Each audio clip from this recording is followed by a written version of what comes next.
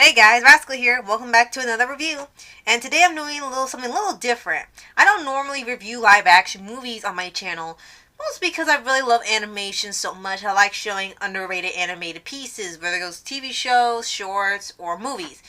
But every once in a while I do tackle live action, like The Main Event and We Can Be Heroes and things that in the multiverse from the CW universe. And those are things that are fun to talk about from time to time, but I never found myself attached to a live action project that long. And Netflix is more of an easier source for this, so I kind of just end up staying on that track when it comes to some live action I want to talk about. But for today, this one is not a Netflix show, but instead just a TV movie. This is Ben 10 Race Against Time, which was the first Ben 10 live action movie from Cartoon Network. Now, before this, of course, they had Secret of the Omnitrix, which I reviewed before on my channel, and they considered the best Ben 10 movie.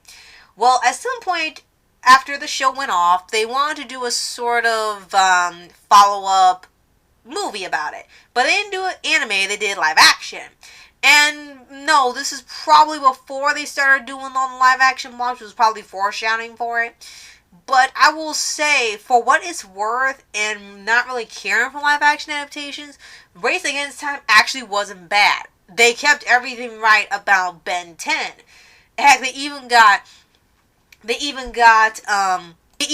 Major Lee playing Grandpa Max, who was actually perfect for the role. I mean, I did not know who he was that well at the time, but when it came to later and when my mom and grandmother watched, he ended up being a perfect fit because of the type of roles he plays. We were kind of expecting Paul Eating or the characters, playing the characters again, but I can understand them not doing that. And he actually played Grandpa Max really, really well.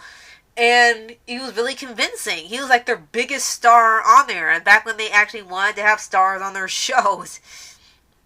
Now for here, it takes place, like I said, after the end of the animated series. Apparently summer vacation is over. Ben's going back to school, but now it's back to him being bullied and having homework and no more fighting aliens. But something seems to be going wrong with the watch. And yeah, it sounds a little bit like Secret of the Omnitrix here, but trust me, it's something different. There's, it looks like a time traveler. This is where they got the concept of Eon from when they had the later adaptations. Eon has been messing with the timeline. He keeps appearing and reappearing, again to Ben. And trying to figure out what does he want. And later it's revealed that Eon is the future version of Ben. He wants to make sure that he becomes this villain as he is now coming for him, so he's messing with the watch and making sure that's who he becomes and nothing changes it because he wants to be all powerful. Now, unfortunately, they don't explain how or why this happens. It's just, okay, there's a time where he turns evil. Why? Did something happen to his family? Something happen to the watch? Did he think being a villain was more profitable or easier than being a hero? It never really explained. If they did, I missed it, because they kind of just fight this villain and they explain who he is but not how he got there, which is a little odd, but I digress. There are a few downsides to this movie. While it does try to keep as much to the Ben 10 series as possible, like casting kids that actually looked and acted like Ben and Gwen, and getting someone that acted like Ben's parents, getting someone that acted like Grandpa Max, when it gets to the alien parts, it seriously lacks. Now, I guess because they're on a TV budget, they couldn't do as much at the time. Unlike now where they just refuse to spend any money. I know something with the Ben 10 movies when they do in live action. For animated, they could do all 10 aliens if they wanted to, even design new ones, and it could just be constant transformations. But when they do live action, they sort of limited to only 3 aliens at a time.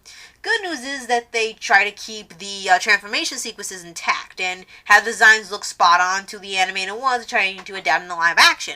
They do that very, very well. But they only do 3 transformations the whole movie. I can even recall from the movie right now, he turned into Heat Blast, Diamond Head, and Wild Mutt in the live action movie. And that was about it. Most of the time, Ben is just Ben. Which would be too bad if it wasn't so focused on what's happening with these people and this possible alien that's been stalking him. And that's a little bit of a disappointment because the aliens don't stay on screen that much. That's sort of like the best part of the series, seeing the transformations and him fighting as an alien. But I guess because of their budgets, they didn't really stick with it that long. I mean, and they didn't even let them use the powers. Like, Diamond had constantly blocked, and he used his punches. He never used the diamond shards that much unless he shot something out.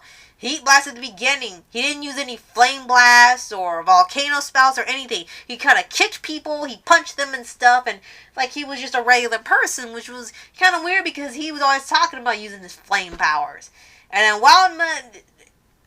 while he was there, they did it for like a trick at the end, and then that was pretty much it. He really didn't do much. He didn't attack or anything. It was sort of just showing off the aliens. But like I said, they did the aliens really well. It's just, unfortunately, they didn't use them for much. Maybe it was cost too much to have them actually do anything important in the movie.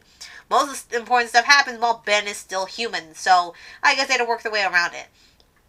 But despite that bit of error in there, I actually did enjoy the movie. They actually did keep their best to keep it feeling like a Ben 10 film. They chose good actors to play the characters. Surprising with the extra mile guy, Lee Majors, not Major Lee, sorry. Lee Majors to play Grandpa Max, and they actually did try to keep the feel of the series intact, and I gotta give them credit for that because now no one wants to keep accurate to anything. They just want to make their own story.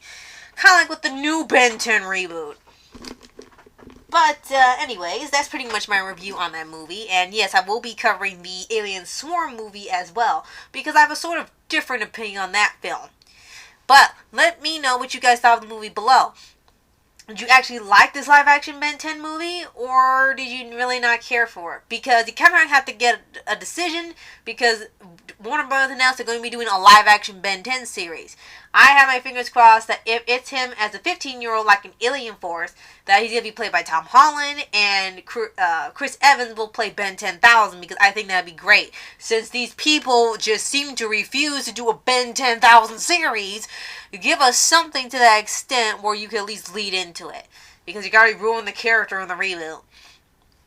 So, that's it for now, and I'll see you guys next time in the following review. Later!